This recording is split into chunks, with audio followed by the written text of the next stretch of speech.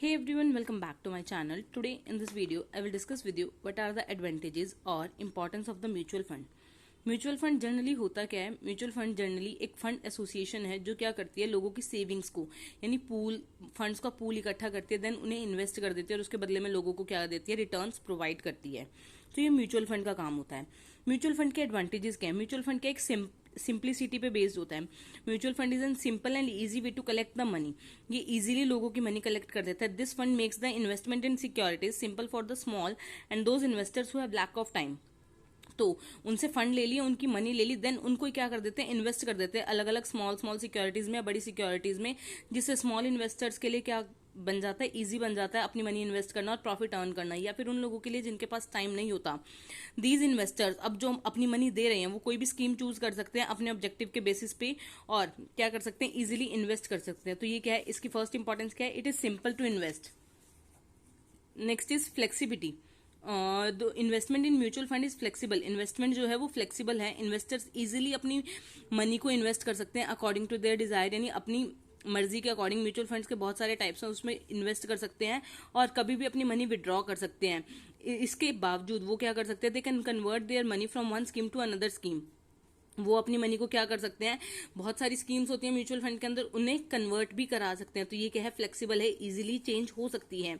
Next is transparency. Mutual funds क्या है, helpful है क्या करने में, ये ट्रांसपेरेंसी प्रोवाइड करते हैं इन्वेस्टर्स को। ट्रांसपेरेंसी इन द सेंस ये इन्फॉर्मेशन प्रोवाइड करते हैं timely to the investors, investment price के रिगार्डिंग की जो इन्वेस्टमेंट करनी है उसके प्राइस के रिगार्डिंग इन्फॉर्मेशन प्रोवाइड करते रहते हैं। म्यूचुअल फंड इन्फॉर्मेशन प्रोवाइड करते हैं कि मैनेजर ने कैसी इन्वेस्टमेंट पॉलिसी चूज की है, उसका ऑब्जेक्टिव क्या था, उसके बिहाइंड क्या स्कीम्स चूज की हैं, किसने रेट पे रिटर्न मिलेगा, ये सारी चीजें क्या है म्यूचुअल फंड्स क्लियरली बता देते हैं।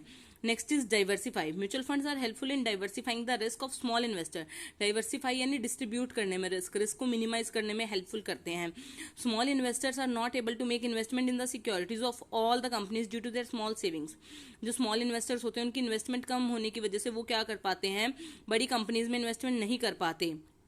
तो म्यूचुअल फंड्स के लिए म्यूचुअल फंड्स क्या करते हैं, if small saving of investors are assign to mutual funds, अगर स्मॉल सेविंग्स म्यूचुअल फंड्स को मिल जाती है तो म्यूचुअल फंड्स क्या करते हैं, म्यूचुअल फंड स्मॉल स्मॉल बहुत सारे अलग अलग लोगों की इन्वेस्टमेंट लेंगे, देन वो बड़ी कंपनी में इन्वेस्ट कर देंगे और देन एक रेशो डिसाइड हो जाता है एग्रीमेंट के टाइम में, उस रेशो में उन्हें दे देंगे। तो और जो म्यूचुअल फंड है वो एक ही पर्टिकुलर कंपनी में इन्वेस्ट नहीं करते, वो अलग अलग चीजों में इन्वेस्ट करते हैं जिन्हें प्रॉपर रिटर्न मिलता रहे। शेयर्स में इन्वेस्ट कर दिया, डिबेंचर्स में इन्वेस्ट कर दिया, गवर्नमेंट बॉन्ड्स में इन्वेस्ट कर दिया, गवर्नमेंट सिक्योरिटीज में इन्वेस्ट करते हैं, जिससे क्या है, अगर शेयर्स के प्राइस में फ्लक्चुएशन हो जाती है पर तो उन्हें रिस्क जो है उनका मिनिमाइज हो जाएगा, क्योंकि उन्हें डिबेंचर से और बॉन्ड से फिक्स रेट ऑफ रिटर्न मिलती रहेगी।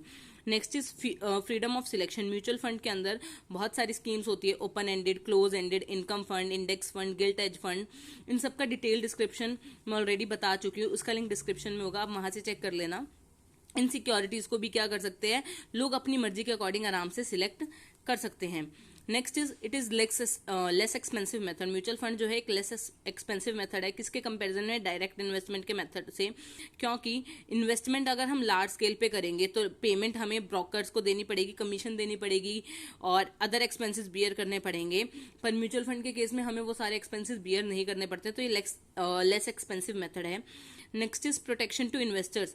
म्यूचुअल फंड जो है वो सेबी के अंडर रजिस्टर्ड है, तो ये सारे फंक्शन सेबी की रूल्स और गाइडलाइंस के अकॉर्डिंग करता है, फ्लेक्सिबिलिटी प्रोवाइड करता है इन्वेस्टर्स को कॉम्पिटिटिव मार्केट में।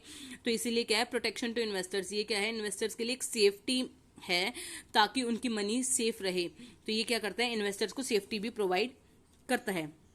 Next is expert supervision and management.